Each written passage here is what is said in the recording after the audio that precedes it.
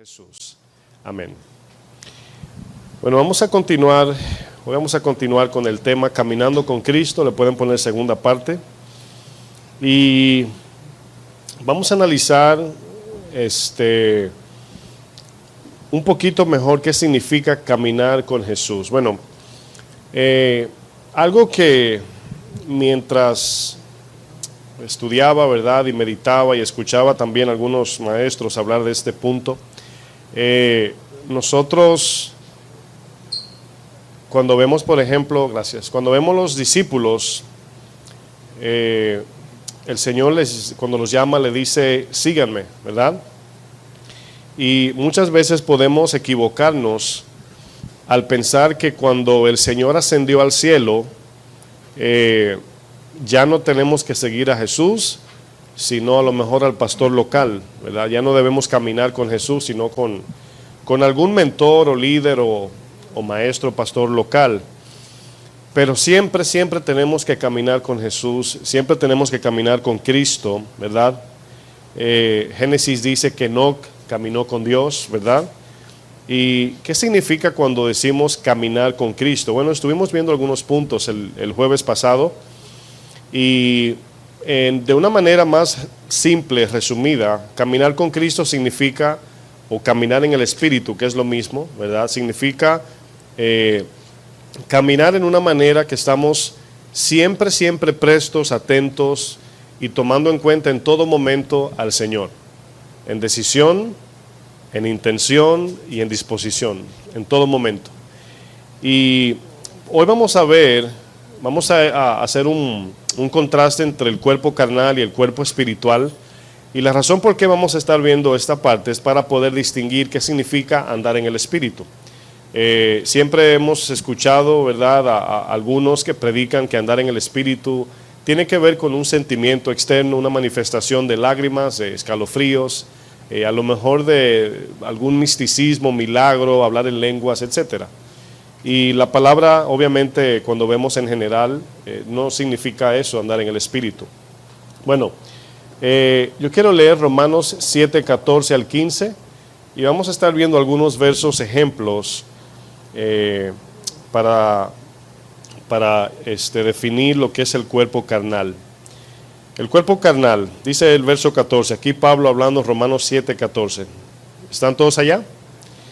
Dice, porque sabemos que la ley que dice es espiritual, es decir, la palabra de Dios es espiritual. Dice, más yo soy ¿qué? Yo soy carnal, vendido al pecado. Dice el 15, porque lo que hago no lo entiendo, pues no hago lo que quiero, sino lo que aborrezco, eso hago. Ahora, tenemos una gráfica en la pantalla. Yo sé que para el audio va a ser un poco difícil saber cuándo me estoy refiriendo a alguna parte de la gráfica, pero bueno, trataré de explicarlo lo más detallado posible en el micrófono. En esta gráfica vemos una división. Vemos la parte carnal de nuestro ser, la parte espiritual. Bueno, si se dan cuenta, el cuerpo no es carnal. Vamos a decir, o vamos a ponerlo así mejor para que se entienda. El cuerpo físico material, allí no es donde se ejerce la carnalidad, sino en la conexión del alma y el cuerpo. Cuando ejercemos sin la ayuda del Espíritu, sin tomar en cuenta la palabra, por ende somos carnales. Esa es la idea. O sea, la carne sola obviamente es carnal porque es carne, es física, pero la Biblia muchas veces se refiere a Jesús, el cuerpo carnal. No significa necesariamente que era pecaminoso. Jesús en la carne, ¿verdad?, venció la cruz. Jesús estando en la carne, ¿verdad?, se está refiriendo la carne al cuerpo, material físico, pero la carnalidad, entiéndase, la práctica carnal se ejerce en conexión del alma y el cuerpo, sin tomar en cuenta lo espiritual. Esa es la idea. Por ejemplo, para simplificarlo más, antes de nacer de nuevo, ¿verdad?, ya hemos visto, no teníamos la parte espiritual, en nosotros no existía esa parte, ¿verdad? Solamente operábamos en el alma y el cuerpo. Por eso Jesús, cuando hace referencia en cualquier momento hablando de alguien antes de la cruz, siempre dice, ¿verdad?, el alma corrupta, el cuerpo mortal, por ejemplo, dice. o la vida y el cuerpo, siempre hace referencia a esos dos. Pero luego del nacimiento, nuevo nacimiento, luego que nacemos de nuevo, tenemos, por así ponerlo, la tercera persona en nosotros, que debe ser la primera, donde ahora en esa habitación o en esa persona, ¿verdad?, en el espíritu, es donde podemos tener comunión con Dios. Ahí es donde podemos conectarnos a Él. Ahora, si se dan cuenta, hay una distinción entre el Antiguo Testamento y el Nuevo Testamento. Y voy a utilizar esas dos palabras, lugar y tiempo. En el Antiguo Testamento había que ir a un lugar a adorar a Dios. Pero en el Nuevo Testamento ahora es tiempo, porque ahora lo que nos falta es tiempo, por así decir. O tenemos que sacar tiempo, porque podemos adorar a Dios en el trabajo, en la casa, en la iglesia, en el camino, etc. Entonces ahora el punto es tiempo. Tenemos que sacar el tiempo con Dios, pasar tiempo con Dios, pasar tiempo en el estudio, pasar tiempo en oración. Y sea donde sea que estemos, ahora es tiempo. No necesariamente un lugar específico. La mujer samaritana, por ejemplo, le dice a Jesús, ¿verdad? Ustedes dicen que hay que ir a Jerusalén a adorar. O sea, hay que ir a un lugar, por así decir. Jesús le dice, mujer, ¿verdad? Te digo que la hora viene y ahora es cuando los que adoran, los verdaderos adoradores adorarán al Padre en espíritu. Y Jesús está refiriendo que nos iba a dar el nuevo nacimiento y obviamente allí iba a morar el Espíritu Santo. No había que ir a Jerusalén. En Rusia, en China, en Corea, en mi país, donde sea, podemos adorar al Señor, podemos caminar adorando, podemos vivir en adoración. Esa es la idea, estemos donde estemos. Y aquí Pablo dice, ¿verdad? La ley es, ¿qué dice el verso 14? La ley que es espiritual, pero yo soy carnal. Piensen por un segundo en eso, yo soy carnal y la ley es espiritual. Ahora, cuando Pablo dice yo soy, ¿a cuál de los tres se está refiriendo? El alma. Yo soy, cuando decimos yo, siempre es el alma, no el cuerpo. Entonces Pablo dice, yo soy carnal, vendido al pecado, pero la ley es espiritual. Bueno, en el versículo 24 del mismo libro, ahí más abajito, fíjense lo que dice. Dice, miserable de mí. Pablo está diciendo, ¿verdad? Soy un hombre en miseria espiritual, es la idea. Dice, ¿quién me librará de este qué? Cuerpo de muerte. Aquí ahora se está refiriendo al cuerpo, ¿verdad? Este cuerpo de muerte. Dice, gracias doy a Dios por Jesucristo nuestro Señor. Y fíjense aquí la distinción. Así que yo mismo con la mente sirvo a la ley de Dios, mas con la carne a la ley del pecado. Ahora, ¿qué diferencia hay al decir caminar con Cristo significa andar en el Espíritu, ¿verdad? Vivir una vida espiritual? Pablo dice, ahora yo sirvo a Dios con la mente. Ahora, fíjense que al decir mente, ahora estamos hablando de vivir ocupados en todo momento en la palabra, en la dirección, en la confianza y dependencia de Dios, en todo momento. Por ejemplo, Pablo en el verso dice, yo con la mente sirvo a Dios, mas con la carne al pecado. Ahora, fíjense que cuando Pablo habla de la carne, en este caso, se está refiriendo a nuestro esfuerzo humano. Si yo quiero agradar a Dios en la carne, o sea, peco, porque no puedo. Pero, fíjense la distinción, si yo vivo conectado, mi mente y mi corazón, que es lo mismo en ese sentido, conectado a la palabra, esperando la guianza de Dios, confiado en Él, dependiente de Él, Dios produce en mí el fruto. Edwin. El alma actúa como una balanza, dependiendo de dónde más carne por ahí y eso. Bueno, del alma es de donde surge la decisión, ¿verdad? Es como decir, vamos a ponerlo así, un hombre tiene dos mujeres, no como esposas, sino va a decidir con quién casarse. Pero el alma, el ser, el hombre allí decide con cuál quiere casarse. Y por eso, si usted se da cuenta, en el mismo capítulo 7, Pablo usa una analogía del matrimonio, hablando de que teníamos un esposo de antes, el cual la ley nos mataba, pero ahora tenemos un esposo nuevo, que es la gracia, por así decir. Entonces, el alma es de donde nosotros decidimos, vamos a ponerlo de esta manera. ¿Qué surgiría si un niño nace, ¿verdad? Y lo dejamos de un año en el desierto, ¿verdad? Y el niño no sabe lo que es agua, no sabe lo que es comida, simplemente tiene algo natural que es hambre, sed, y se encuentra con agua sucia posada. ¿Ustedes creen que bebería de esa agua sucia? Bueno, lo vemos en el África, ese tipo de situación. Bueno, ¿qué estamos viendo en esa imagen? Estamos viendo que la sed es algo natural, pero el conocimiento del agua limpia, el niño no la conoce. Ahora, cuando nacemos con sed de Dios, todos, pero perdimos el conocimiento de una relación con Él, no lo conocemos. Esa es la diferencia. Entonces el alma siempre tiene sed. El alma siempre está buscando a Dios sin saber qué es Dios. ¿Sí me di a entender o está un poco confuso? La idea aquí es, cuando un niño llora, llora por leche, pero no sabe lo que es leche. Si le pregunta qué es leche, te dice, no te va a contestar. Pero tiene algo, de manera intuitiva, tiene una sed de leche, pero el niño no sabe qué es leche. Todo ser humano está buscando a Dios, porque si lo podemos decir así, todo el mundo busca amor, gozo y paz. ¿Sí o no? Todo el mundo. ¿Quién es amor, gozo y paz? Dios. Ahora, ellos no saben que en Dios encontramos eso. El Evangelio viene, nos anuncia que en Dios es donde encontramos el verdadero amor, el verdadero gozo, la verdadera paz para el alma. Quizás no de manera carnal, pero sí espiritual. Es lo que calma nuestro afán. Por eso Jesús dijo, los que están cansados, los que están trabajados, vengan a mí, yo los haré descansar. Y dice, tendrá reposo para vuestras almas, ¿verdad? Bueno, ¿eso contesta tu pregunta o no? No. Tu cara me dice que no. No, está bien, no hay prisa.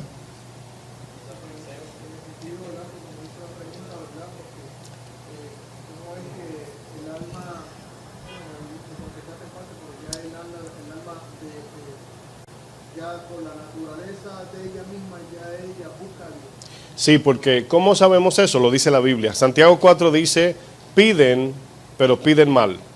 Y después dice, pides y no recibes. ¿Por qué? Porque pides mal. Porque pides para vuestro deleite y no para vuestra alma. ¿Por qué no pedís lo que es bueno para el alma, sino para el cuerpo? O sea, por ejemplo, en Isaías dice, ¿por qué gastáis vuestro dinero en lo que no es pan? Es una idea figurativa acerca de lo que no es pan para el alma, no pan para el cuerpo. Jesús viene con la misma idea en Mateo 6 y dice, ¿por qué os afanáis, verdad? Diciendo qué comeremos o qué vestiremos. ¿No es el cuerpo más que el vestido y la comida más que el alma? La vida más que la comida. Repito para no confundirlo. ¿No es el cuerpo más que el vestido y la vida, el alma, más que el alimento? Entonces Jesús está diciendo, tienen la mente al revés, le están dando más énfasis a lo perecedero, a lo pasajero, que a lo espiritual. Ahora, vamos a pensar individualmente. Sí, adelante. En base a lo que está diciendo, ¿verdad? Que ese versículo, pues, en un momento dado, el alma va a pedir si ya todo el tiempo está inclinado a darle, no sé ese versículo, o sea, que está dándole más al cuerpo más que al alma. En un momento dado, el alma va a pedir por qué no me dan a mí, porque yo quiero lo que me toca, que es lo de la espiritual. Lo que pasa es que la verdad, Jesús dice, la verdad nos hace ¿qué? Libre. Ahora, ¿qué sucede en este mundo? ¿Cuál es el plan de Satanás? Satanás sabe cómo funciona el alma, él sabe. Entonces, él te da algo que te da un deleite temporal. Vamos a pensar en las drogas. La droga te da un deleite temporal, ¿verdad? El sexo es un deleite temporal. La comida es un deleite temporal. La vanidad, el aplauso, la fama es un deleite temporal.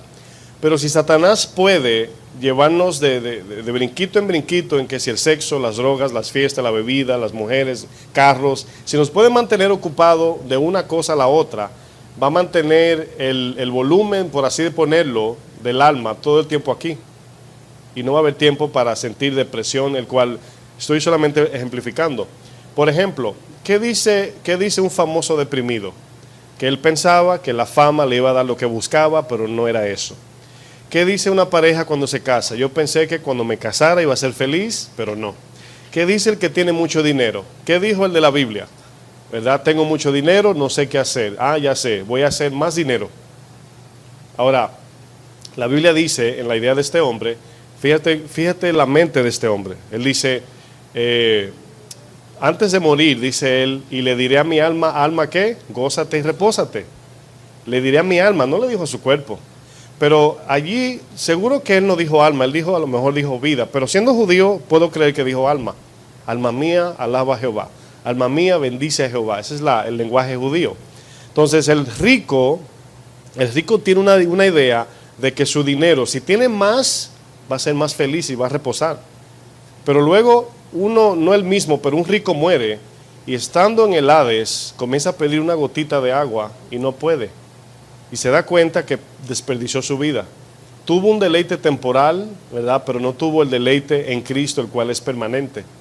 Ahora fíjate, esto que Pablo dice en el verso 25, dice, yo con la mente sirvo a la ley de Dios, mas con la carne al pecado.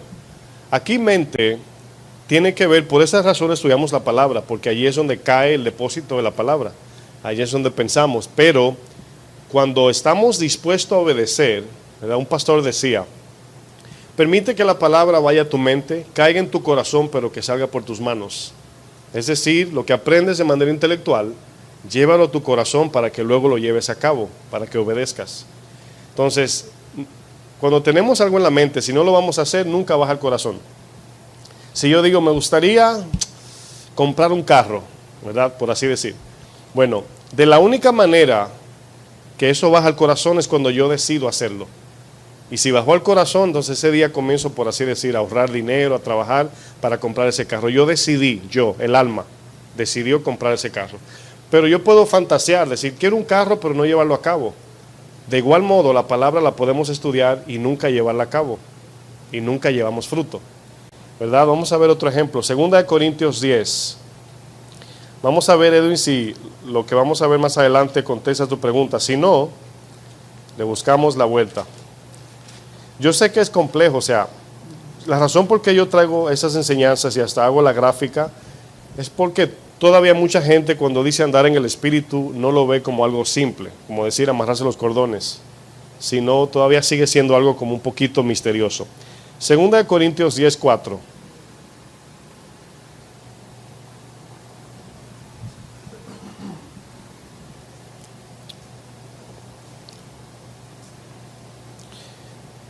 Dice el verso 4, dice, porque las armas de nuestra milicia no son ¿qué? No son carnales. Es decir, no vencemos el poder espiritual demoníaco o el poder del pecado, no lo vencemos de manera humana o carnalmente hablando. Por esa razón es que la práctica religiosa, por ejemplo, le voy a leer esto bien rapidito. Colosenses 2, fíjense lo que dice. Es importante eso que voy a leer. Colosenses 2, miren lo que dice.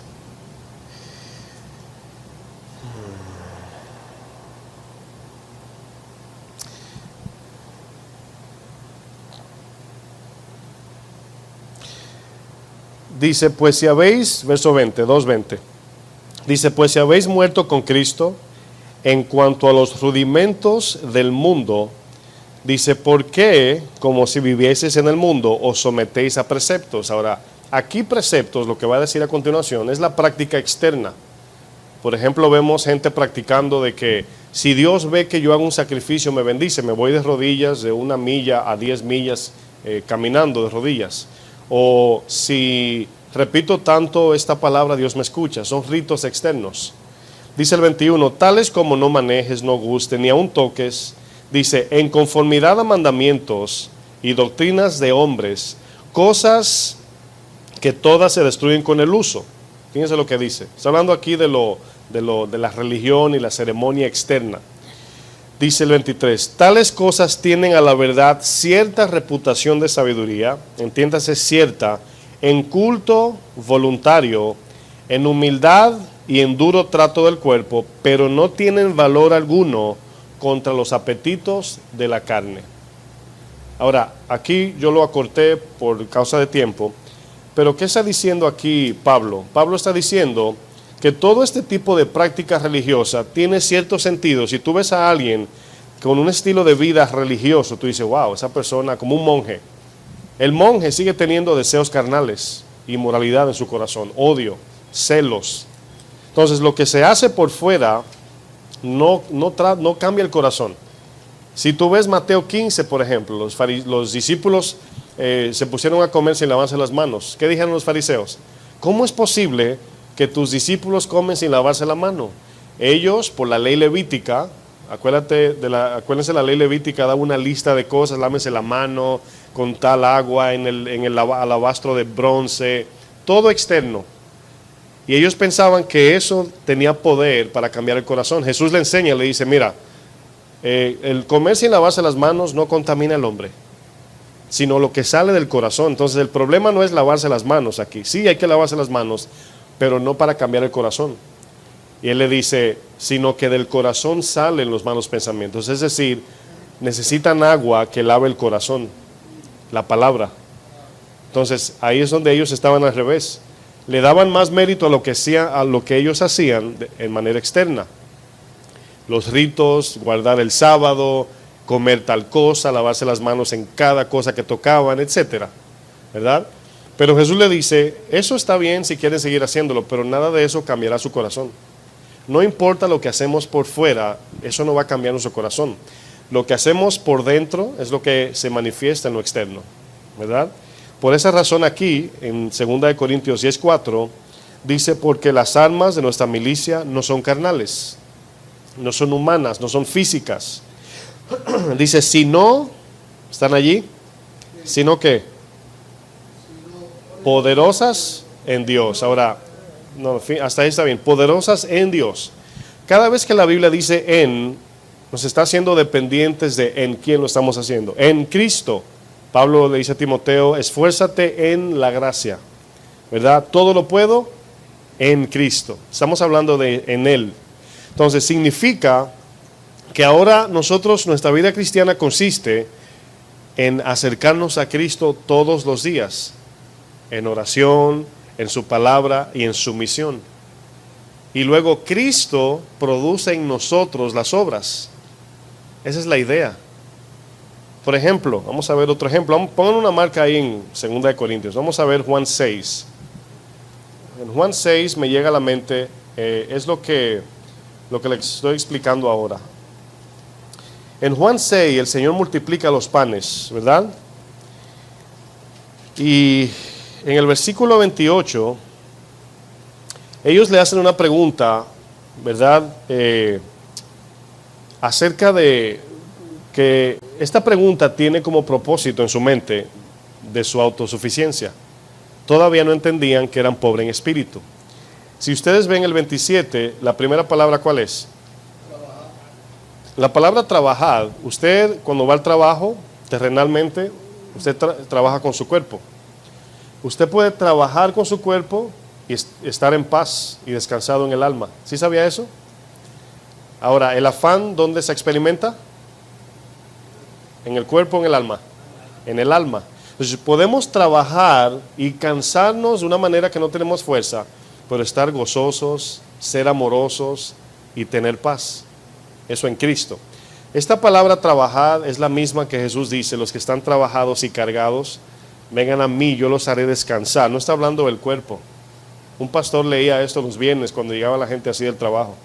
Leía siempre eso pensando que se refería a eso. No. Te está hablando porque luego dice, copien de mí, que soy manso y humilde de corazón, y hallarán descanso, ¿para qué? Para vuestras almas. Entonces está hablando del alma. Entonces podemos estar totalmente cansados de cuerpo, pero gozosos en alma, nuestro ser.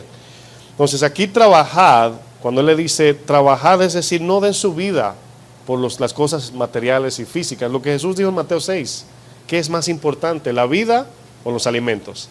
Bueno, esta palabra trabajar de Juan 6:27, Jesús está refiriendo al alma trabajosa, al afán de buscar lo material. Ahora, si se dan cuenta, Jesús no le llama pecado al afán. Él le dice, no os afanéis por. En otras palabras, dice, si se van a afanar, afánense por las cosas del cielo. ¿Se acuerdan cuando Jesús dice, esforzaos para entrar por la puerta estrecha? ¿Se acuerda? Esforzaos. Entonces, el afán que le aplicamos a lo material, Jesús quiere que se lo apliquemos a lo espiritual. Que así como nos levantamos corriendo al trabajo, que así sea en oración a su palabra y en sumisión en obediencia. Fíjense lo que dice el 28. Jesús le dice, trabajad, vamos a leer desde el 27. Dice, trabajad, acuérdense que ahí es el alma, no por la comida que perece, ¿verdad? No den su vida por la comida que perece. Ahora, recuerden, allí no dice que no trabajemos, le está hablando al alma, ¿verdad? Dice, sino, trabajad, sino por la comida que a vida eterna permanece. Luego dice, la cual el Hijo del Hombre os dará. Dice, porque a este señaló Dios el Padre. Ahora fíjense, todavía siguen afanados. Ahora, aparte del afán, se creen autosuficientes. Dicen el 28. Entonces le dijeron, ¿qué debemos hacer para poner en práctica las obras de Dios? Ahora, aquí hay dos cosas importantes. Ese pan que ellos están pidiendo, no se están dando cuenta que antes que hambre era un afán. Antes que hambre física era hambre espiritual.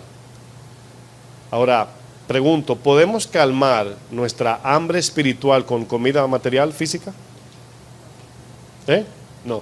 Pero, dice Santiago 4 que sí la buscamos. Si tenemos afán o ansiedad, a veces nos da con comer, o con comprar, o con salir a pasear. Y en vez de ir a la fuente de vida a calmar ese tipo de sed, porque podemos comer y disfrutar la comida, pero querer calmar mi ansiedad con comida, es lo que la palabra le llama glotonería, o comer no por hambre, sino por calmar la sed del alma. Ellos estaban detrás de este pan, dice, porque se saciaron. Ahora, fíjense la última palabra del verso 26, ¿cuál es? Saciasteis. Esa palabra significa, en el griego significa hartarse. O sea, comer tanto que hasta sueño da. Así, eso significa esa palabra. Ahora, se dan cuenta que comieron tanto, ¿verdad?, que hasta se durmieron. Pero ellos en el 28 le dicen, ok, Señor, tú eres el que nos va a dar ese pan. ¿Qué tenemos que hacer para ganarnos ese pan? Esa es la idea. Ahora bien, fíjense aquí la distorsión. Ellos todavía no entienden que el pan que necesitan está frente a ellos, es Cristo. No lo entienden. Ellos piensan que el pan que necesitan es el material, el pez y el pan de harina. Entonces aquí es donde ellos dicen, ok, entonces para ganarnos ese pan, ¿qué tenemos que hacer? Ahora, para ganarnos esa plenitud de Dios, el cual es en Cristo, ¿qué tenemos que hacer? ¿Quién me dice? Según ellos lo ponen, nada, porque ellos dicen,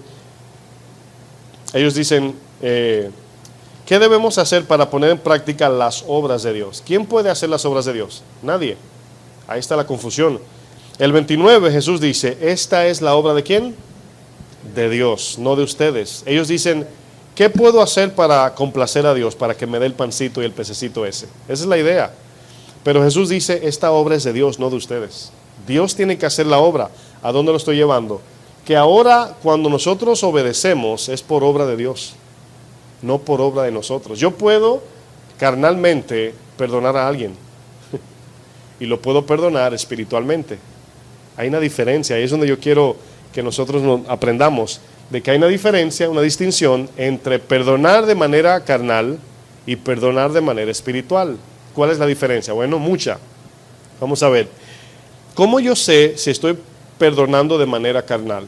Bueno, una lista de cosas le puedo dar, pero le voy a dar algunas nada más. Cuando nosotros perdonamos, tenemos que siempre mirar hacia dónde está puesta nuestra intención. Yo puedo perdonar para que se vaya la molestia de mi conciencia. Eso es egoísmo, eso no es perdón. O sea, perdona ya para que se acabe esto. No. El perdón siempre, el de Dios, lleva consigo amor. Es decir, si yo te perdono de manera, vamos a decir, allí, al perdonarte, también estoy dispuesto a servirte. Esa es la idea. A negarme por ti, a pesar de la ofensa. Ahora, cuando ustedes piensan en ese tipo de perdón, ¿quién puede perdonar así? Nadie, nadie. Por eso es que es una obra de Dios. Por eso si notan la conexión del alma al espíritu, le puse en el número 3, dice sumisión, no obediencia de primero. Porque la sumisión lo que hace es decir, Señor, soy pobre en espíritu, al confiar en ti, tú produces las obras en mí. Jesús decía, lo que yo hago, primero veo al Padre hacerlo. Es como decir, todo lo que yo hago lo fabrica el Padre. Todo mi amor viene del Padre. Todo lo que yo hago viene de Él. Pero de la carne, no. La carne produce pecado natural, sin orar, sin ayunar, sin nada, así de manera reactiva. Podemos matar a alguien de manera reactiva, sin pedirle ayuda a nadie.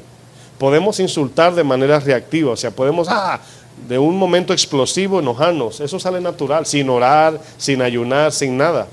Pero para yo poder perdonar, servir a Dios, necesito de su ayuda. Necesito que Él produzca en mí el fruto. Eso nos lleva a un punto importante de adoración. Nos hace dependientes de Él. Y cuando vemos que Dios obra, no nos gloriamos. ¿Por qué? Porque sabemos que no fuimos nosotros. ¿Sí están entendiendo? Fíjense lo que dice el versículo 29. Voy a retomar. Juan 6:29 dice: esta es la obra de Dios, que creáis en el que Él ha enviado. Le dijeron, entonces, ¿qué señal pues haces tú para que veamos y te creamos? ¿Qué obra haces? Voy a leer el verso 33. Está bien, vamos a seguir ahí. 30. Le dijeron entonces, ¿qué señal pues haces tú para que veamos y te creamos? ¿Qué obra haces? Nuestros padres comieron el maná, el cual ellos rechazaron. ¿Se acuerdan? Ellos no quisieron el maná, pero se están jactando para manipular a Jesús. Dice, en el desierto, como está escrito, pan del cielo les dio a comer.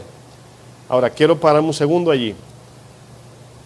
Esa palabra pan del cielo tenía un mensaje implícito y una obra.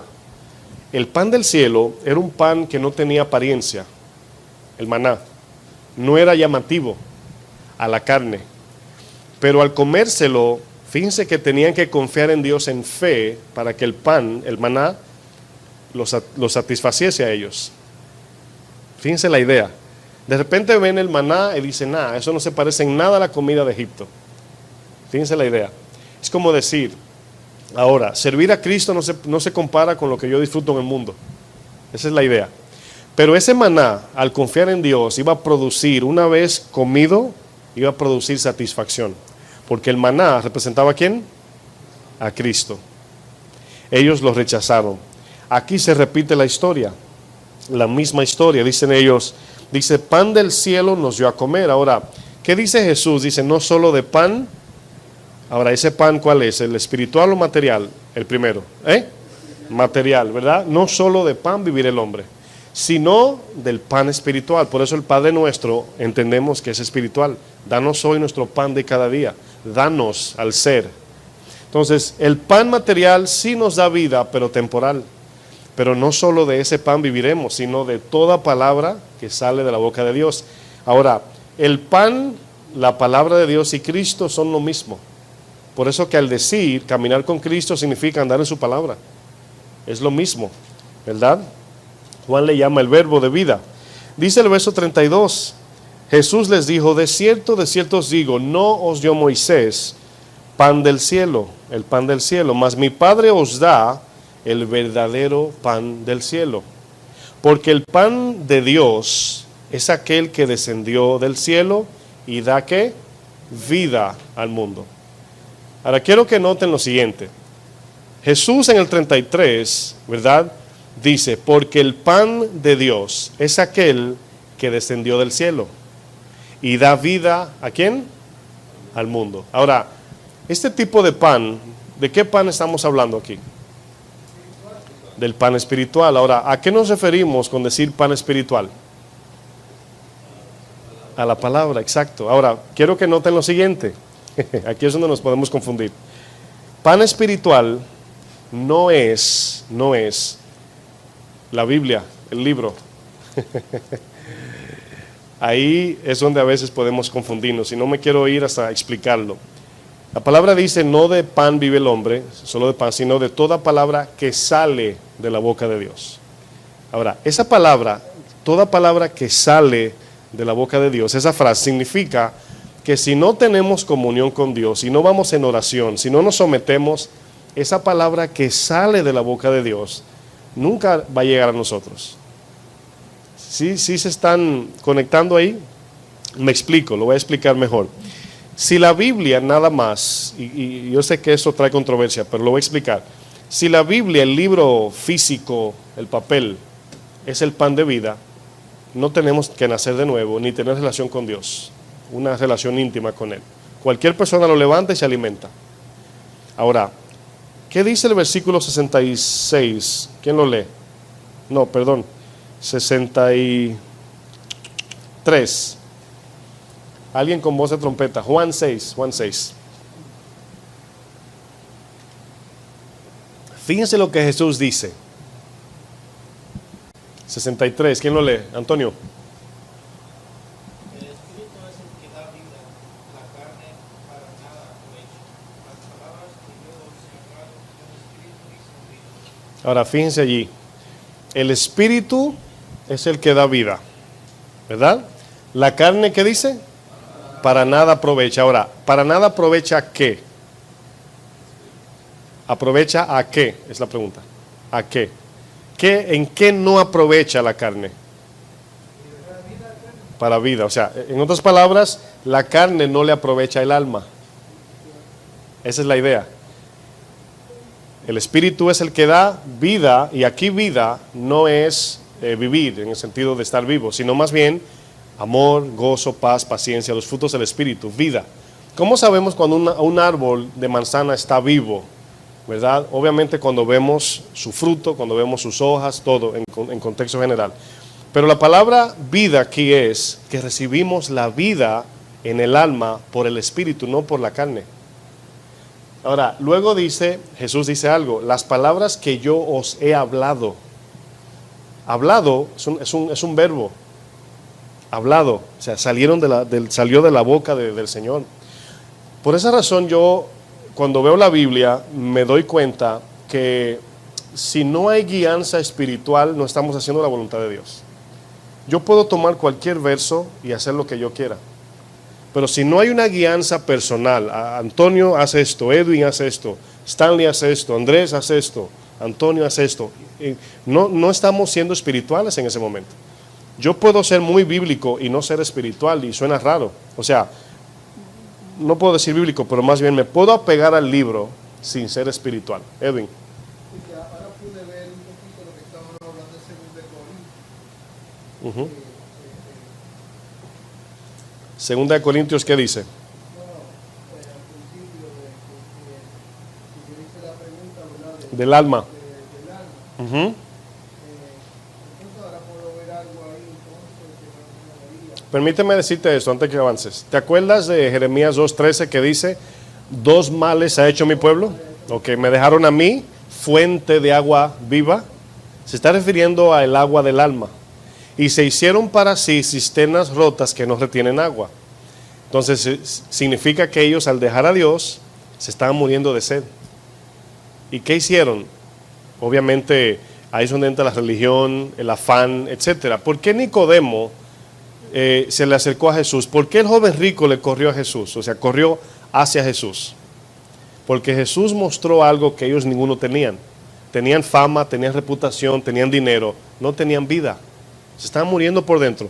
Por ejemplo, vemos el rico se va como triste, se va triste. Entonces, cuando hablamos de vida, Jesús aquí en el 63 dice, el espíritu es el que da vida. Ahora, ¿se dan cuenta que dice espíritu con E minúscula? No está hablando del santo. Está hablando del espíritu que tenemos ahora, el espíritu del nuevo nacimiento. Ahora, obviamente, la vida que Jesús está hablando, esa palabra vida, por ejemplo, ayer en Queens definimos las 3 definiciones de palabra vida: bio, suge y zoe. Bio habla de la vida del cuerpo, suge, de donde viene la palabra psicología, habla del alma, y la definición de vida espiritual o eterna es zoe. Jesús aquí dice, el espíritu es el que da vida, se está refiriendo a la vida espiritual de Dios. Entonces luego dice, la carne para nada aprovecha, es decir, la carne no le aprovecha el alma. Las palabras que yo os he hablado son espíritu y son, ¿qué? Vida. Ahí está. Esa es la definición. Por eso, volviendo a este capítulo, cuando ellos en el versículo 33, dice Jesús, porque el pan de Dios es aquel que descendió del cielo, el cual da vida a todo el mundo, ¿verdad? Da vida al mundo. Ahora, obviamente cuando se habla de las cosas de Dios, se necesitan utilizar cosas terrenales, el cual todos conocemos. Por ejemplo, sabemos, un dicho dice, no, si no como me muero. Es un dicho humano, ¿verdad? Si no como me muero. Jesús, obviamente, en esa misma idea, utiliza el pan material, el cual comemos 3 veces al día, para referirse al pan del alma, al alimento del alma. Desde que Adán cortó la relación con Dios, el alma del hombre siempre ha vivido en afán, sin descanso, pecando, matándose uno con los otros. ¿Por qué? Porque de ahí surge la muerte. O sea, el alma, estando muerta espiritualmente, no tiene, vamos a decir, agua, no tiene alimento espiritual. Entonces, ¿por qué mató? Fíjense la idea, Caín, Abel. ¿Quién de los dos, verdad, ante Dios estaba mal? Fíjense cómo Dios define al que está mal. Los dos estaban muertos espirituales. Los dos eran pecadores. Lo que Dios miró fue cómo respondieron cada uno a su condición. ¿Por qué Abel ofreció el sacrificio? Porque entendía que estaba muerto espiritual. Porque sabía que estaba bajo la condenación de Dios. Si no hubiese hecho el sacrificio, él hubiese sido condenado. Esa es la idea.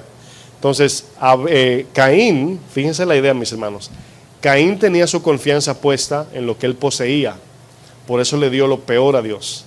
Abel tenía su confianza puesta en Dios. Por eso le dio lo mejor de él. Que aún Abel dando su mejor oveja, su satisfacción no estaba en lo que él poseía, sino en Dios. Esa es la diferencia. Entonces, ahí es donde nosotros comienza a tener sentido. Fíjense lo que dice el verso 34. Le dijeron, Señor, danos siempre este pan. Ahora, ¿usted cree que ellos sabían lo que Jesús le quería decir? Seguimos leyendo, 35. Jesús les dijo, ¿qué les dijo?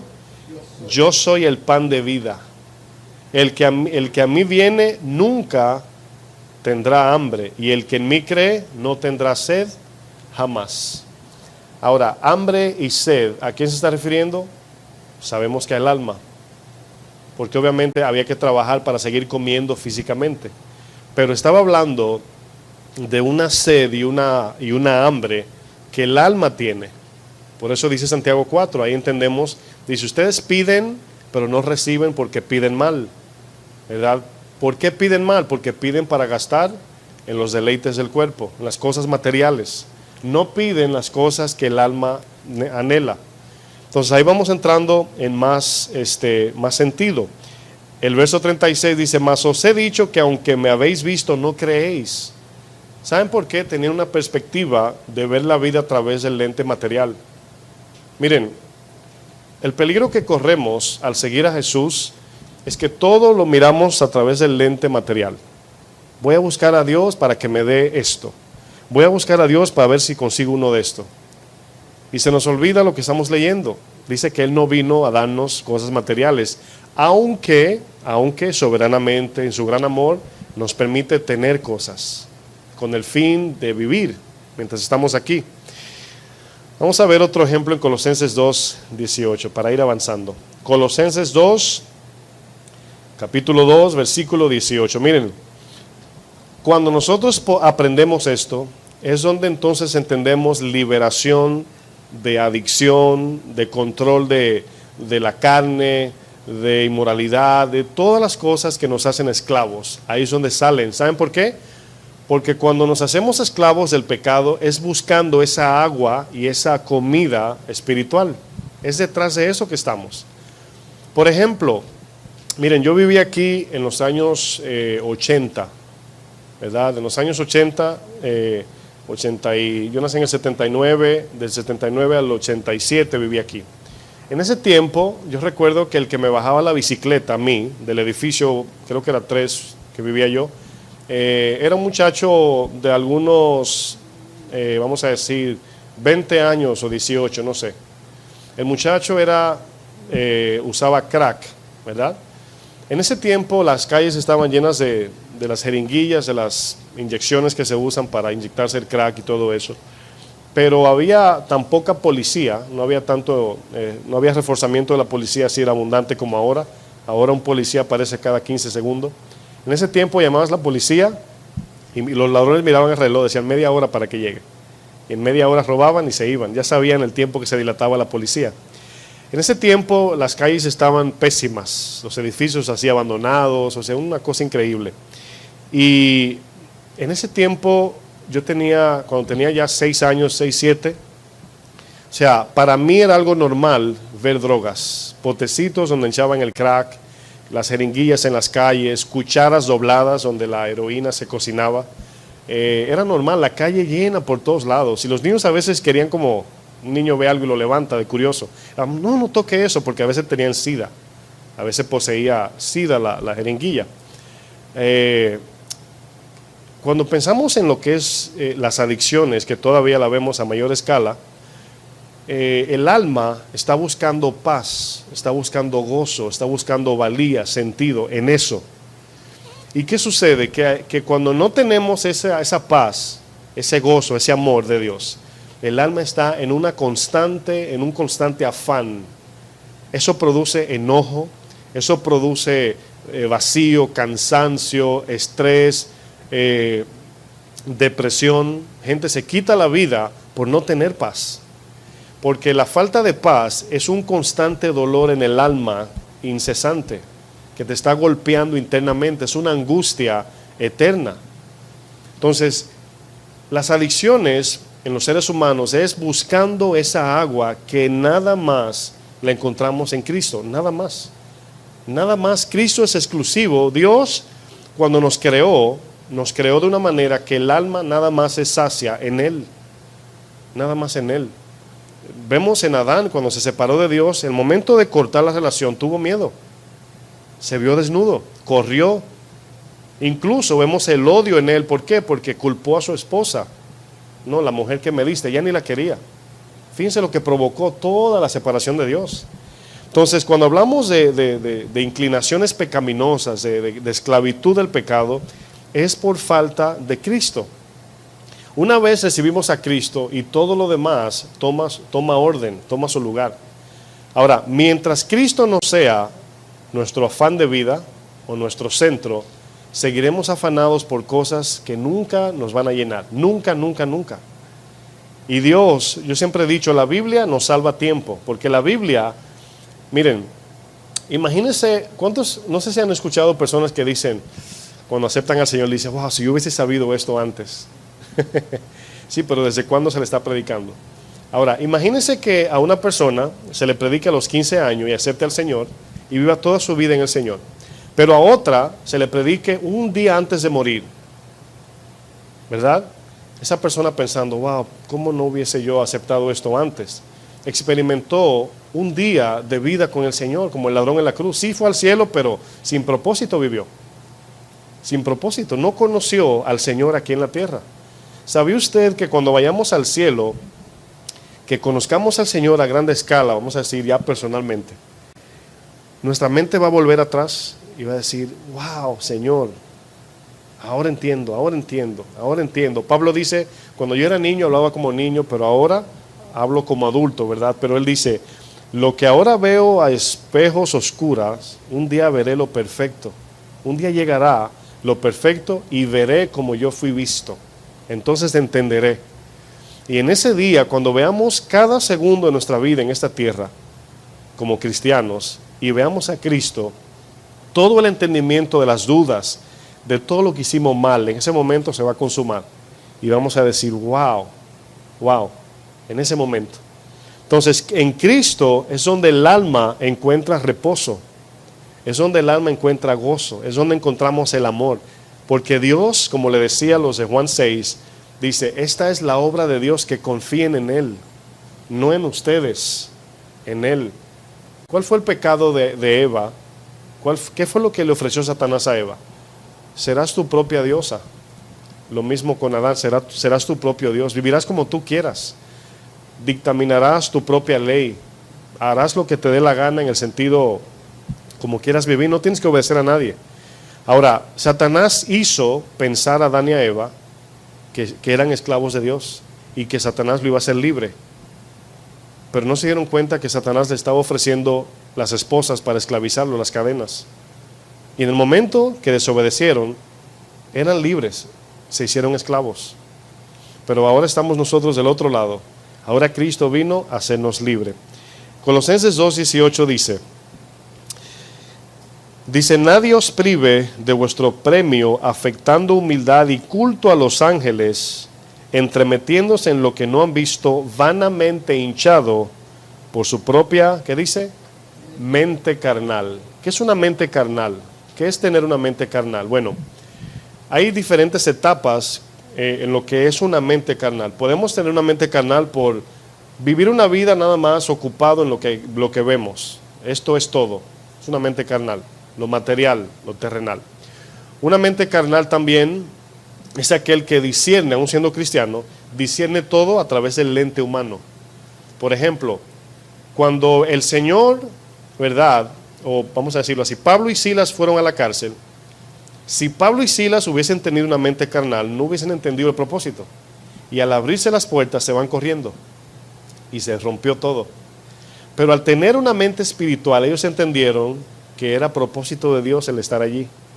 Aunque entraron de una manera como si fueran malhechores, ellos entendieron, por tener la mente espiritual, hay un propósito de Dios en esto. Porque aunque no hemos hecho nada malo, vinimos a la cárcel, significa que Dios va a hacer algo. ¿Y qué sucedió? El carcelero y su familia se salvaron. Pero una mente carnal dice, no estoy bien con Dios porque no cobré ayer.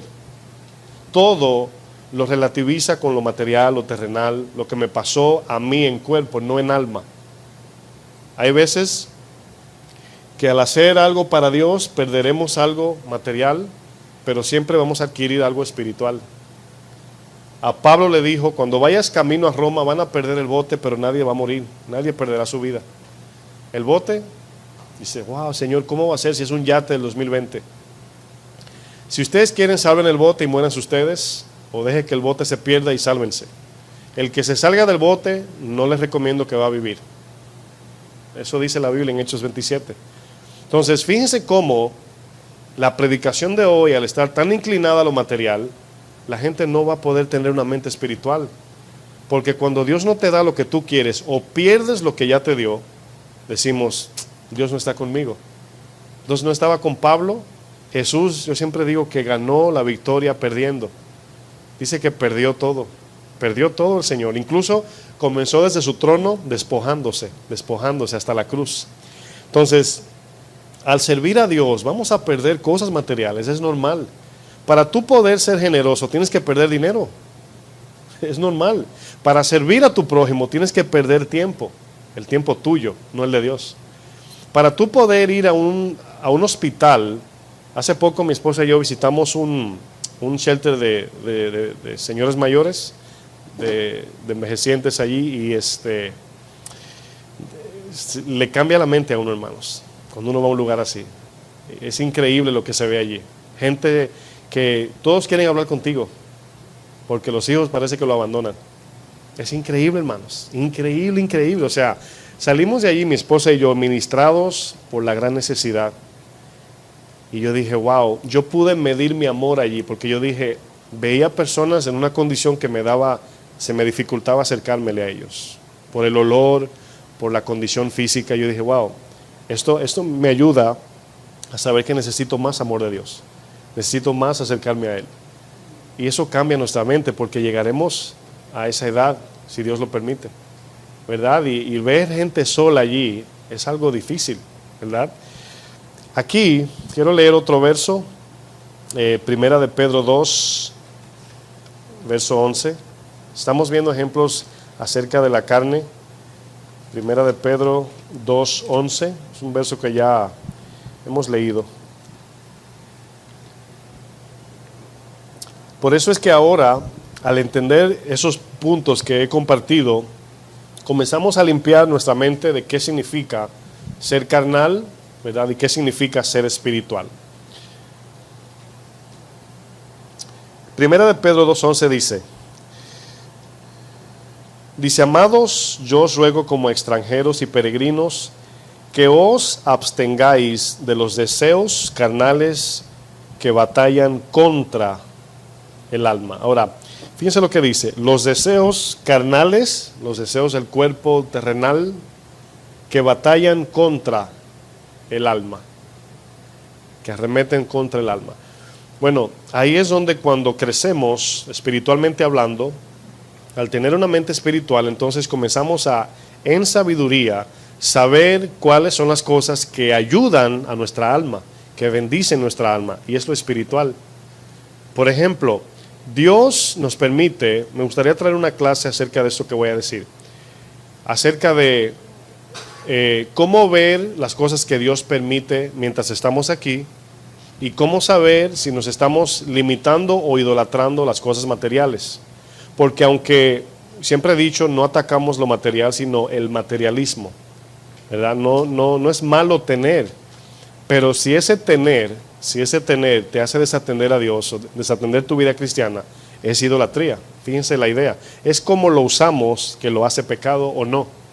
Yo puedo tener un carro, pero si toda mi vida es el carro, y ay, no leí la Biblia ayer por estar en el carro, bueno, es idolatría. Pero el carro no es el idólatra, soy yo, no es lo material.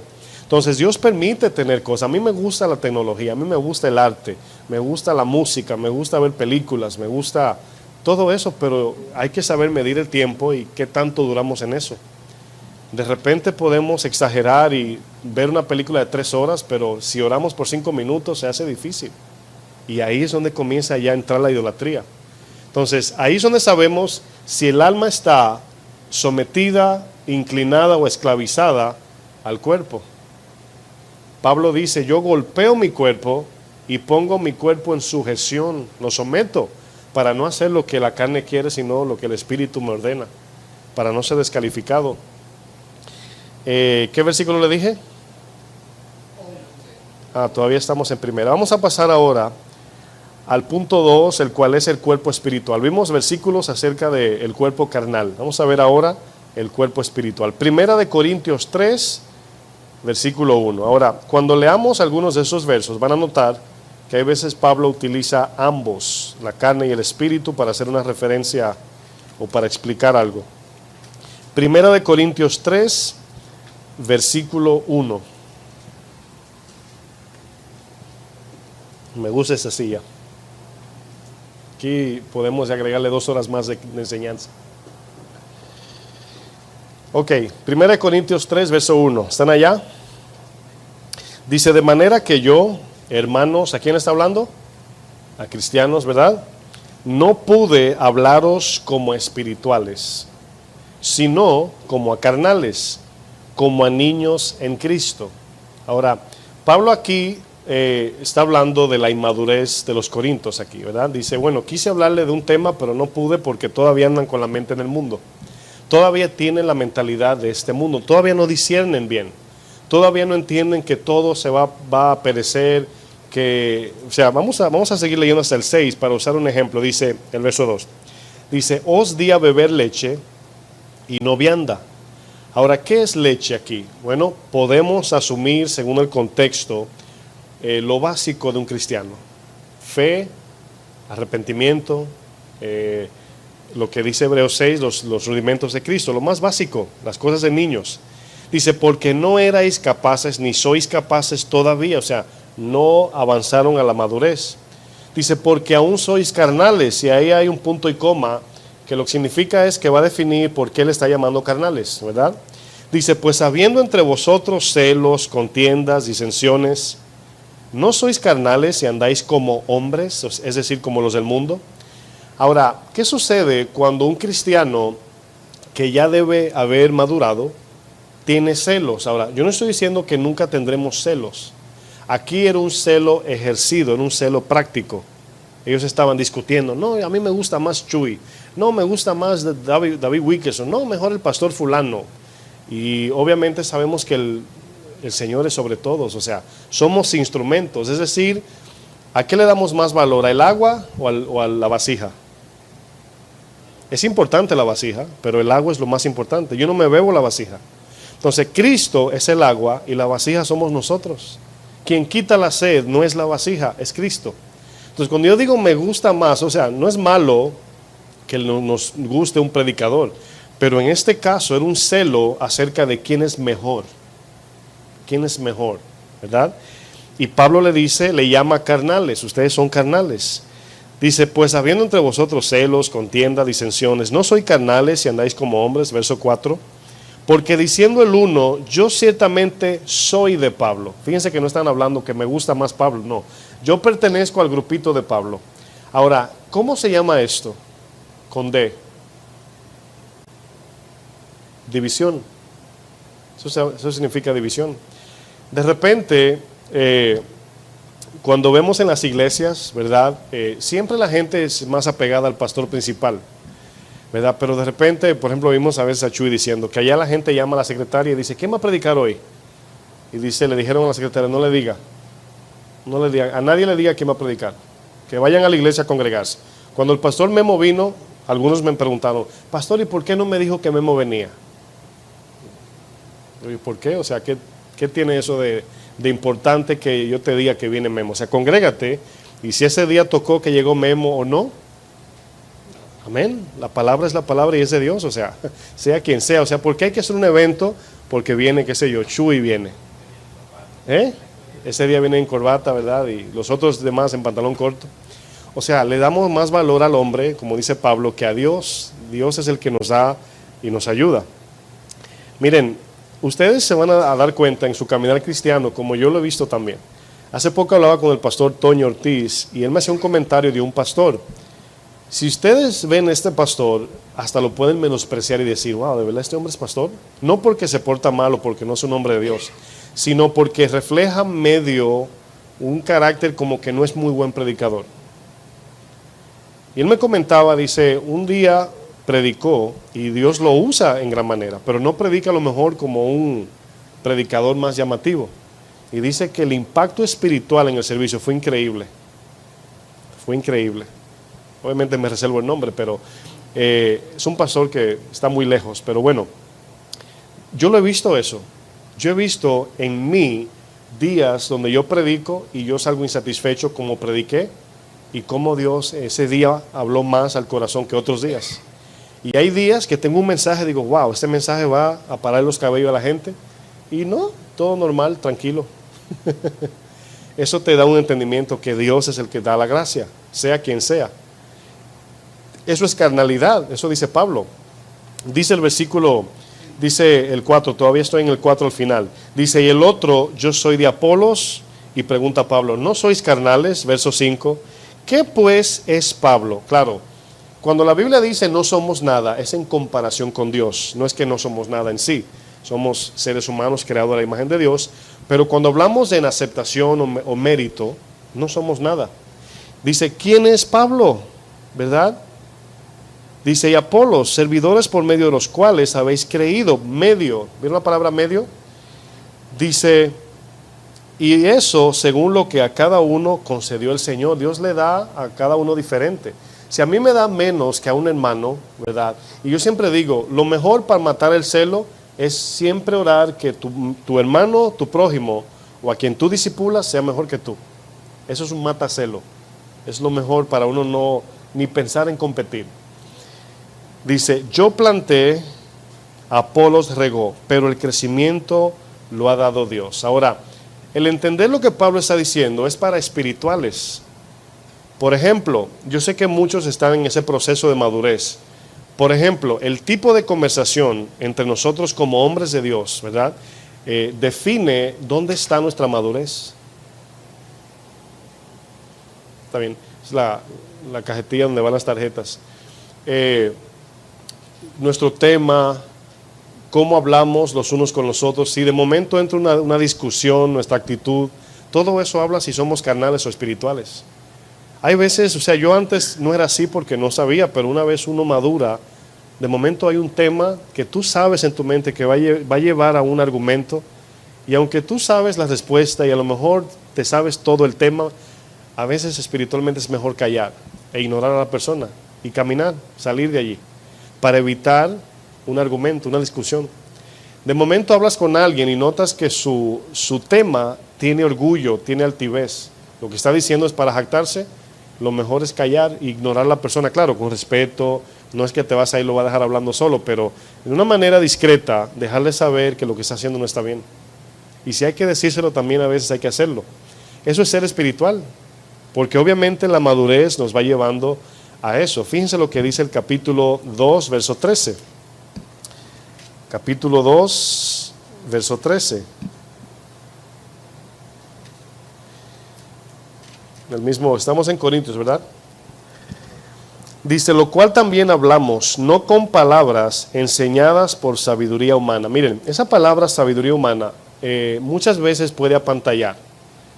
Si usted entra a YouTube, los predicadores que tienen más views y likes son los que hablan cosas místicas y entre comillas profundas, y que el apocalipsis y que las profecías y todo eso, aunque sea bíblico, el sobreénfasis en eso apantalla, ¿verdad? Y usted se va a dar cuenta que cuando un pastor está totalmente inclinado a esos temas, anda buscando valla, dicen en mi país, anda buscando gente, anda buscando likes o seguidores. Porque tenemos que enseñar todo el consejo. O sea, si yo ahora todo es el apocalipsis todos los domingos, o sea, no crece la iglesia. O sea, hay que predicar todo. Pero se van a dar cuenta que cuando usted pone un tema en la Biblia, usted pone santidad, a veces yo pongo en inglés holiness, santidad, para ver temas de eso, y son pocos. Pero si usted pone la marca de la bestia, increíble, 1 millón de videos. Si usted pone, ¿verdad?, cómo ser próspero, o cómo hacer más dinero, o cómo, cosas que no tienen que ver con la madurez o la vida espiritual.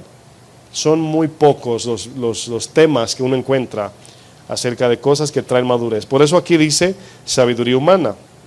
La sabiduría humana apantalla, ¿verdad? A la gente le gusta sonar sabio, ¿verdad? Hablando con Jesús, ahí me acordaba que yo, creo que fue el jueves pasado, fue el jueves que mencioné lo de que también en la sabiduría humana hay un deleite igual que en el sexo. O sea, en los tiempos de los epicúreos, que aparece por ejemplo no se muevan de allí, lo que pasa es que se me olvida el otro, estoicos, epicúreos y estoicos.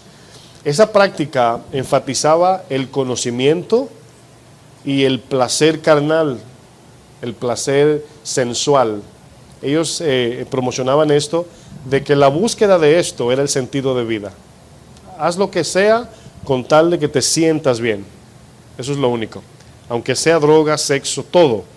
Pero también allí ellos creían en el placer de conocer. Porque es algo que todos, no es malo conocer, no es malo, pero simple intelecto es vano. El saber sin aplicar es vano. Saber mucho sin aplicar o sin un propósito que glorifique a Dios es vanidad. Entonces, a veces desconocemos que así como todo lo que es carnal en el sentido de sexo, drogas, alcohol, ¿verdad?, trae un placer, un deleite carnal, también el conocer mucho, saber mucho. Porque obviamente en este mundo el que sabe mucho, dice, hay un dicho en inglés, que el que mucho sabe tiene mucho poder. Knowledge is power, se dice en inglés. Sabiduría es poder. Cuando tú ves a alguien hablando de temas, como que la gente oh, wow, tú sabes mucho, y como que le da ese sentido de posición. Y a eso Pablo se refería a sabiduría humana porque están hablando con los griegos. Los griegos son los padres de la filosofía, entendemos. Y él dice, yo no he venido con sabiduría humana, sino con las que enseña ¿quién? El Espíritu. ¿Quién nos enseña las cosas de Dios? El Espíritu. Ahora fíjense la diferencia. Primera de Juan 2, versículo 27 dice que no tenemos necesidad de que nadie nos enseñe, sino que el Espíritu mismo nos enseña. Y enseñar aquí tiene el sentido de señalar la verdad. Por ejemplo, un ejemplo. Cuando un pastor predica y tú tienes el Espíritu Santo y él dice algo que tú no conoces, pero que no es de Dios, el Espíritu te señala, te dice, eso no es de Dios. Y tú puedes decir esto, tú puedes decir, no entendí lo que él dijo, pero me sonó raro. O sea, no entiendo lo que él quiso decir o no sé mucho de eso, pero por alguna razón como que no creo lo que él dice es de Dios. Porque el Espíritu te va a señalar, en el corazón te va a decir, eso no es de Dios, eso no vino de mí. Aunque no entendamos. Eso es la respuesta a por qué muchos salieron de alguna iglesia que no entendían del todo lo que decía el pastor, pero de alguna manera dijo, algo anda mal. Era el Espíritu dejándonos saber que lo que decía esa persona no era de Dios. Ahora, hay veces que al escuchar una predicación tú dices, wow, eso como que me encajó, como que me cayó a mí, como que eso me sirvió el zapato. Y es lo que el Espíritu te dice, eso es alimento de Dios, agárralo, ¿verdad? Abrázalo. Y por eso termina diciendo, dice, sino con las que enseña el Espíritu, y luego dice, acomodando lo espiritual a lo espiritual. Ahora, voy a usar a Carlos como un ejemplo de, porque me llega a la mente un mecánico, trata de poner sus herramientas, ¿verdad?, donde van. Que si las llaves con las llaves, tuerca con tuerca, tornillo con tornillo, el taladro en su lugar. Y él acomoda cada cosa donde va para que cuando esté trabajando pueda encontrar sus herramientas, por así usar un ejemplo. Cuando nosotros estudiamos la Biblia, estamos adquiriendo conocimiento espiritual, intelecto, nada más intelecto. Cuando el Espíritu nos habla, comparamos lo que estudiamos con lo que el Espíritu dice, y así es como unimos la verdad. Tengo un sentir de algo, bueno, hay que analizarlo a través de la Biblia. Me soñé tal cosa, hay que ver qué dice la Biblia. Yo pienso que debe ser así, sí, pero ¿qué dice la Biblia? Nunca debemos de acomodarnos porque se sintió bien, o a lo mejor creo que está bien, sin haber consultado la Biblia. Porque ahí es donde acomodamos lo espiritual con lo espiritual. El Espíritu pone el sentir, el Espíritu nos habla, pero ¿cómo traducimos eso que el Espíritu me dijo? Por la Biblia. De repente, ¿a cuántos el Espíritu les cita versos bíblicos? ¿Alguien aquí? ¿Verdad? A mí también, o sea, me habla, a veces me dice el verso, a veces me lo lee, o a veces me da el texto. Y cuando voy digo, wow, poderoso, etcétera. Pero ahí es donde a veces el Espíritu te habla sin darte el texto y sin leértelo como lo dice la Reina Valera, sino que te dice algo bíblico que tienes que ahora estudiar y buscar a ver qué dice la Biblia en sentido general. De repente la Biblia dice, hay que ayudar al pobre, ¿sí o no? Ahora pregunto, ¿debo yo cuando cobro darle todo mi dinero a todos los pobres? No. Ahora, ¿qué necesito? Guianza. Necesito que el Espíritu me apunte a quién es que le voy a dar y cuánto le voy a dar. Entonces ahí es donde necesitamos la vida espiritual, y eso se consigue es que en nuestra relación. Mientras más habitamos con Cristo, caminamos con Cristo, obviamente se desarrolla más el oído espiritual. Hay pastores que ustedes lo oyen hablando, no, el Señor me dijo anoche tal o cual cosa. Y yo sé que hay gente que dice, wow, o sea, para yo distinguir la voz de Dios se me hace tan difícil. Mayormente pasa por dos cosas. Número uno, porque o somos nuevos, o número dos, porque no pasamos tiempo con el Señor. Esa es la idea. Tengo una pregunta. Quizás usted no tenga la respuesta porque son dos palabras parecidas y la vamos a estudiar obviamente. ¿Qué diferencia hay entre regeneración y renovación? Quiero que piense por un segundo. ¿Qué diferencia? Y obviamente tengo que explicar lo que cada una significa. Pero ¿qué diferencia hay entre las dos? Bueno, regeneración habla de un género nuevo. Re significa nuevo. Cuando usted dice voy a renovar mi registración, usted va a tener una registración nueva. Voy a renovar algo, es hacerlo nuevo. Generación o género o gen, de donde viene la palabra génesis también, significa nacimiento o significa especie también. Por ejemplo, la palabra dice en Génesis 1:11, dice que el Señor dijo, ¿verdad? Produzca la tierra hierba verde, y la hierba dio semilla, y la semilla su fruto según su género, por ejemplo. Entonces el género produce su naturaleza. Del género de la manzana nace, ¿qué más? Manzana. Del género animal nacen los animales, género humano nacen los humanos. Entonces, significa que ahora en la regeneración habla de un nuevo género. Ahora, renovación habla de cambio, renovar, cambiar o hacer nuevo también. Pero hay una diferencia. Regenerar significa nacer de nuevo, ¿verdad? Si no me falla la mente es anagenao, griego, significa nacer de nuevo. Renovación significa cambio de mente. Ahora, quiero que usted en su mente aplique a cuál de cada una de estas palabras pertenece a los tres que están en la pantalla. Por ejemplo, si yo pregunto, ¿a cuál de los tres pertenece la regeneración?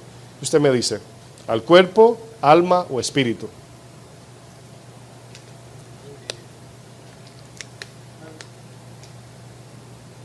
el alma cuando empieza de adentro para afuera. Levanta la mano los que dicen alma. ¿Podría explicar otra vez la renovación? La renovación es cambio de mente. Cambio de mente. Y obviamente tiene implícito, es decir, tiene un nido allí. Cambio de mente es también transformación del corazón. ¿Ok? Ahora, ustedes dijeron la mayoría el alma, ¿verdad? ¿Quién dijo espíritu? Ok, ese es el espíritu. Porque creo que no escucharon que dije regeneración es nacer de nuevo. Entonces, el alma no nace de nuevo, el alma ya es existente. Entonces, ya vemos esa parte para entender. La regeneración es que ahora fuimos creados en Cristo. Somos una nueva criatura. Si alguno está en Cristo, nueva criatura somos. Las cosas viejas pasaron. Bueno, ahora si les pregunto, Edwin, sí. Sí, porque ahorita parece que alma también, porque vengo pensando también en que el alma sufre algunos cambios o hay alguna transformación. Sí, la santificación. Lo que pasa es que, fíjate, regenerar habla de cambiar de una especie nueva. Regenerar. Pero renovar habla de cambio de bien a mal. ¿Sí entiendes? El alma no pasa por un cambio. Pero no significa regenerar. Lo voy a explicar ahora. Renovar. Renovar, exactamente. Voy a llegar ahí en un momento. Entonces, si yo pregunto renovación, ¿a cuál aplica? ¿Al cuerpo, al alma o al espíritu? Alma, ¿todos están de acuerdo? Alma. Tiene más sentido ahora, ¿verdad? Entonces, renovar, creo que lo expliqué, ¿verdad? Cambio. Ahora cuando pensamos, por ejemplo, vamos a pensar en el pueblo que salió de Egipto. El pueblo en Egipto, Egipto representa el mundo de hoy, fue contaminado con las prácticas, alimentos, pensamientos de ¿qué? De Egipto, ¿verdad? Bueno, el pueblo fue sacado de Egipto, obviamente todos salieron en cuerpo, pero la mayoría dejaron allá ¿qué? Su alma. ¿Por qué digo alma? Porque siguieron con las mismas costumbres, deseos, exacto. Edwin. Renovar también tiene que ver con restaurar. También, sí, exacto. Entonces, el desierto tenía el propósito de morir a los deseos, ausentar el alma de Egipto, pero a la vez recibir el maná y la guianza y vamos a decir, el alimento de Dios para poder cambiar. Por eso hablamos de renovar. Si ustedes leen, por ejemplo, Romanos 12:21 dice, dejando de hacer lo malo, hagan el bien. Es decir, somos renovados al ocuparnos en el bien. O sea, yo no puedo decir, no voy a robar, pero ya lo dejo ahí, necesito ser generoso. Eso es lo contrario a robo. Cuando yo, en vez de quitarle algo a alguien, mejor le doy. Y eso mata, cristianamente hablando, el deseo de robar. Si yo digo, por ejemplo, soy un mentiroso, bueno, dejo de hablar mentira, pero debo de hablar verdad. Si yo digo, es que yo sufro de ira y ahora tengo que cambiar, dejar de irarme, pero ahora tengo que amar, servir, tolerar, tener comunión. O sea, se dan cuenta que yo puedo dejar de hacer muchas cosas, eso no me hace cristiano, sino me niego a la carne, el cambio, exactamente. O sea, dejo de hacer lo que la carne me pide, pero me ocupo en lo que el Espíritu demanda. Esa es la idea. Entonces, ahora sí, vamos a leer Mateo 19:28 para ver la palabra regeneración. Mateo 19, versículo 28. Este verso pertenece a la historia del joven rico. Y aquí tiene sentido cuando leemos estos versos, porque sí confunden, porque no trazamos a veces la Biblia en el tiempo exacto. Vamos a leer 28 de Mateo 19. Me dicen amén cuando lleguen. ¿Llegaron? Ok. Ahora, acuérdense de la historia del joven rico. La hemos leído cientos de veces. Y el Señor aquí hace una comparación, porque cuando Él tiene el evento, ¿verdad? Lo sucedido con el joven rico, los que están mirando a Jesús dicen, wow, pero ese hombre tenía riquezas y se portaba bien humanamente hablando, y el Señor lo desechó, por así decir. Entonces Jesús luego, cuando viene con ellos, le pinta vamos a decir, el cuadro más grande para que entiendan qué todo significa. Al abandonar nuestra vida, al decirle que no a la carne, hay una promesa mayor. Acuérdense lo que le dijo Jesús al rico: vende lo que tienes, sígueme y tendrás riquezas en el cielo. O sea, no le dijo, deja eso y quédate pobre. No, le prometió una riqueza mayor y eterna. Entonces en el 28 le dice, vamos a leer el 27 para que tenga sentido. 27. Dice, entonces respondiendo Pedro le dijo, he aquí nosotros, y se dan cuenta que es una queja, ¿verdad?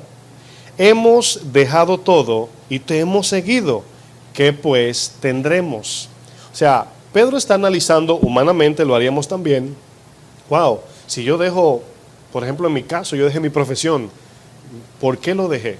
Bueno, por algo mejor. O sea, el ser humano siempre va a escoger lo mejor. Entre una manzana podrida y una buena, ¿cuál cogemos? La buena.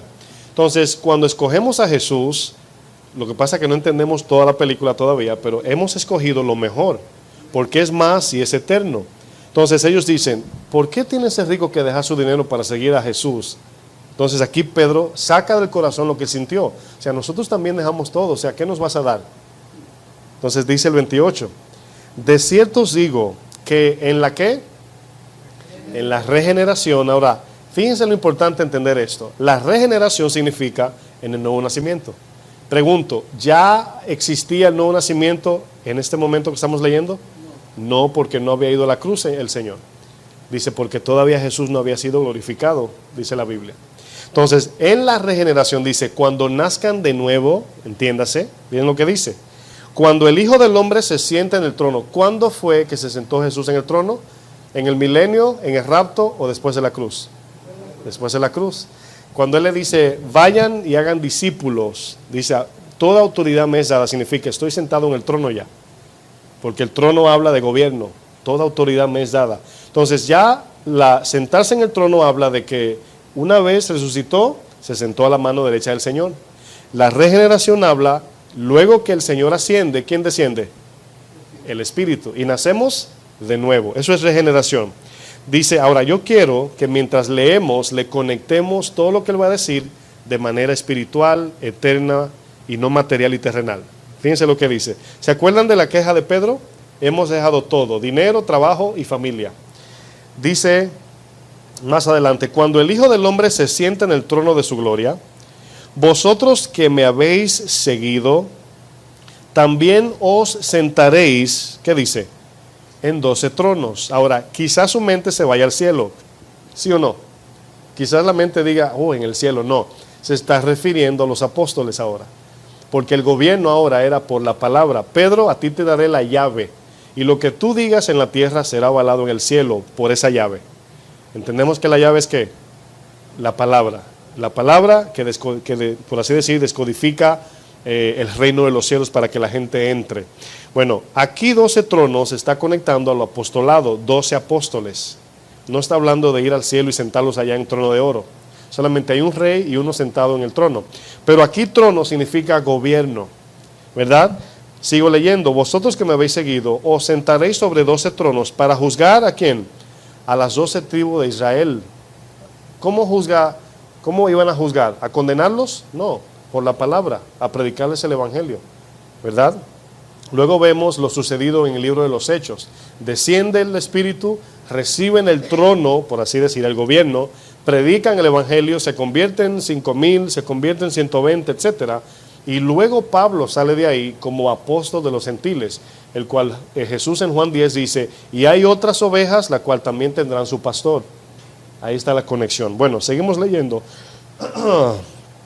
Seguimos leyendo, 29. Dice, y cualquiera que haya dejado, ¿qué dice? Casas, hermanos, hermanas, padre, madre, mujer, hijos, tierras, por mi nombre. Ahora, ¿qué significa dejar todo esto? No significa en el sentido directo abandonar a tu familia. Significa confiar tus cosas a Dios, por así decir. Tu familia, dejarla, como cuando un militar va a guerra, dejarla. O sea, no fue que la odiaste y la abandonaste, no. La echaste a un lado para atender las cosas de Dios. Dios se va a encargar de ellos. Esa es la idea. ¿Qué dice luego? Recibirá 100 veces. Ahora, ok, yo dejé mi tía. ¿Cómo puedo recibir 100 tías? Nos remontamos a la promesa de Abraham. Abraham, sal fuera y cuenta las estrellas.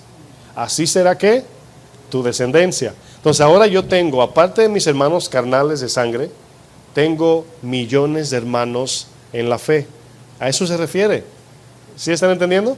Entonces, fíjense lo que dice, recibirá 100 veces más Y, ¿por qué hay una I? Porque ese es lo que va a añadir, y la vida eterna. Y ahí ya habla fuera de este mundo. O sea, ¿dónde recibimos los 100 hermanos, las 100 hermanas, los 100 hijos, etcétera? En la fe. La familia de la fe que Efesios dice, antes no eran pueblo, pero ahora Dios lo ha hecho pueblo. Pertenecen a una familia nueva. Ahora, esto siempre digo que suena muy duro, el decir que la verdadera familia ahora es la de la fe. Eso no quiere decir que tu familia de sangre no es tu familia. Cuando decimos verdadera es la que veremos allá. Yo siempre digo, eso debe llevarnos a ser más diligentes en alcanzar a los perdidos. Yo quiero que mi papá esté en el cielo. Yo quiero que mi hermana, mis hermanos, mis amigos de la escuela, de infancia, aquellos que con los que peleé, mis vecinos, vayan al cielo. Eso yo quiero. ¿Cuántos quieren eso? Entonces aquí nos damos cuenta, verso 30, dice, pero muchos primeros eran postreros y postreros primeros. ¿Qué dice? Los judíos, que eran primero, al escogerlos como pueblo de Dios, no recibieron lo prometido, pero ellos sí. Esa es la idea del fin del texto. Ahora bien, ¿qué acabamos de ver? Vamos a ver ahora Tito 3.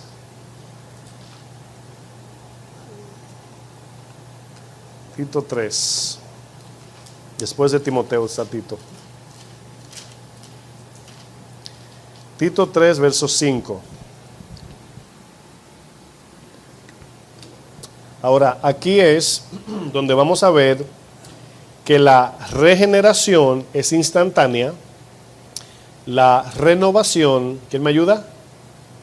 Es progresiva, exacto. O sea, renovación habla, cambio de mente, transformación del corazón. Lo que Edwin preguntaba. El alma es cambiada de manera progresiva. Por ejemplo, el pueblo salió de Egipto de manera instantánea, pero el camino en el desierto era lento, progresivo. Entonces aquí vemos en Tito 3:5, dice, nos salvó, vamos a leer el 4, pero cuando se manifestó la bondad de Dios, nuestro Salvador, y su amor para con los hombres, dice, nos salvó. Ahora, esa palabra salvar, ¿se acuerdan que hemos estudiado que la salvación tiene 3 etapas? Justificación, santificación, glorificación. Aunque es una salvación, pero se define en 3 etapas. Fíjense lo que dice. Dice, nos salvó no por obras de justicia que nosotros hubiéramos hecho, sino por su misericordia. Ahora, ¿cómo lo hizo? Dice, por el lavamiento de la regeneración. Esa palabra lavamiento obviamente está hablando ahora del nuevo nacimiento, del Espíritu, de la regeneración. Y es ahí, hace una separación. Y por la renovación en el Espíritu. Ahora, ¿dónde y cómo es que somos renovados? ¿En dónde? Dice el verso.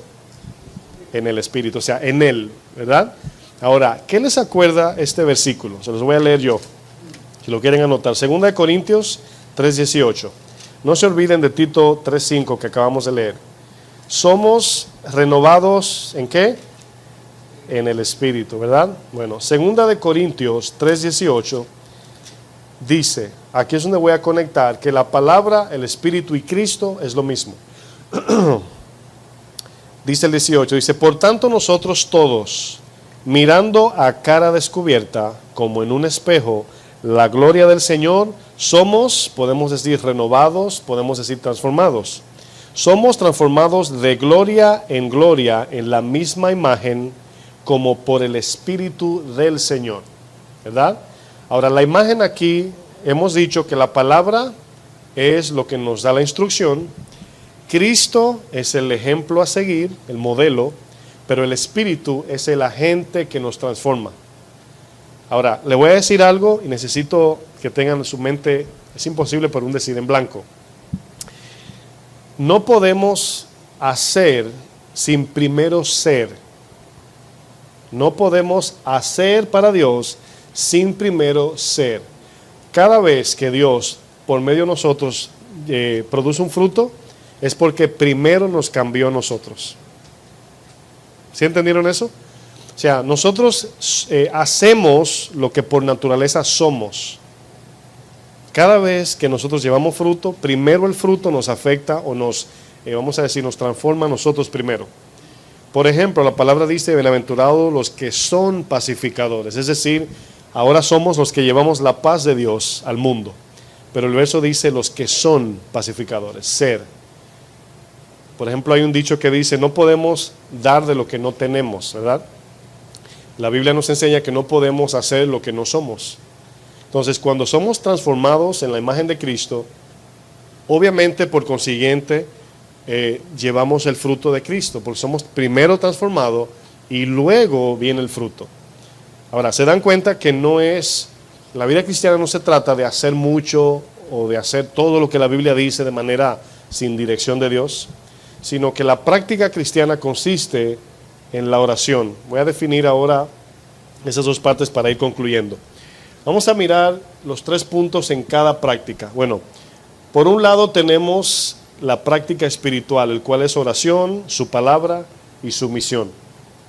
Por otro lado tenemos la práctica carnal, el cual es, número 1, lo carnal, lo terrenal, y el punto 3, altivez de corazón, el orgullo, ¿verdad? Cuando hablamos de la vida espiritual, la oración tiene múltiples facetas en el sentido para entenderlo. Por ejemplo, si usted se levanta en la mañana y se levanta a orar, en ese momento, debemos de tener entendimiento por qué vamos a orar en la mañana. Muchas veces lo hacemos por costumbre. Tengo que orar en la mañana. Bueno, la oración en la mañana es como decir el primer desayuno, o como decir hay que estar seguro que el tanque está lleno. Pero lo que estamos haciendo en ese momento es, número 1, sometiéndonos a la autoridad, siendo o dejándole saber al Señor, Señor, dependo de ti. Señor, dame tu fuerza o tu poder para yo poder vivir la vida cristiana en el día de hoy. Estoy reconociendo que lo necesito. El no orar es decir, no te necesito, pero el orar es decir, te necesito. Entonces, la oración es algo primordial en la vida cristiana y espiritual. Jesús, desde que se levantaba antes de salir el sol, dice que a un tiro de piedra se iba a orar. Dice que sacaba tiempo aparte con el Señor, por así ponerlo a cargar las baterías. Entonces, así como su celular, quizás en la noche usted lo conecta o en la mañana, de igual modo tenemos que estar conectados a la vid para llevar fruto en todo tiempo. Ahora, es cierto que tratando de practicar esto, de lo que es permanecer, nos encontramos que a veces se nos olvida y volvemos como que el Espíritu nos recuerda y volvemos y nos conectamos. Pero mientras más intencional somos en hacer eso, más y más y más y más vamos madurando, creciendo y cambiando. ¿Sí entendieron eso? La palabra de Dios, tenemos que cambiar la perspectiva de cómo vemos la palabra. No veamos la palabra de Dios que la estudio para poder predicar. No. Veamos, así como usted ve un pedazo de carne frita en su plato, usted no dice, necesito comer carne para llevar mucha proteína a mi cuerpo. Nunca decimos eso. Sino, necesito comer para sobrevivir. El alimento espiritual, la palabra, tenemos que verlo bajo ese lente. Necesito el alimento espiritual. Miren, cuando un doctor te examina, que vas al médico, él te dice inmediatamente lo que tú no comes. ¿Sí o no? Te falta comer esto, no tienes vitamina E, no tienes vitamina A, no comes naranja o no bebes jugo de limón o qué sé yo. ¿Cómo sabe? Porque en su examen está faltando la vitamina o la proteína que da fuerza a cierta parte del cuerpo. En la vida cristiana también es igual. La palabra va a lugares en nuestro corazón donde nos ayuda a perdonar, servir, ser generosos, adorar a Dios, congregarnos, etc. Entonces, cuando se nos hace un examen espiritual, el Señor sabe qué nos está faltando, su palabra. No estamos guardando su palabra. Y por eso cuando hablamos, en un cristiano se nota cuando estudia la Biblia, en una conversación. Se nota, no porque estaba citando la Biblia. No por eso, no. Pero se nota cuando alguien usa la Biblia como su cerebro, por así decir. Entonces, para caminar con Cristo tenemos que tener su palabra en todo tiempo, para estudiarla, para grabarla, memorizarla y meditarla. Número 3, el cual es su misión.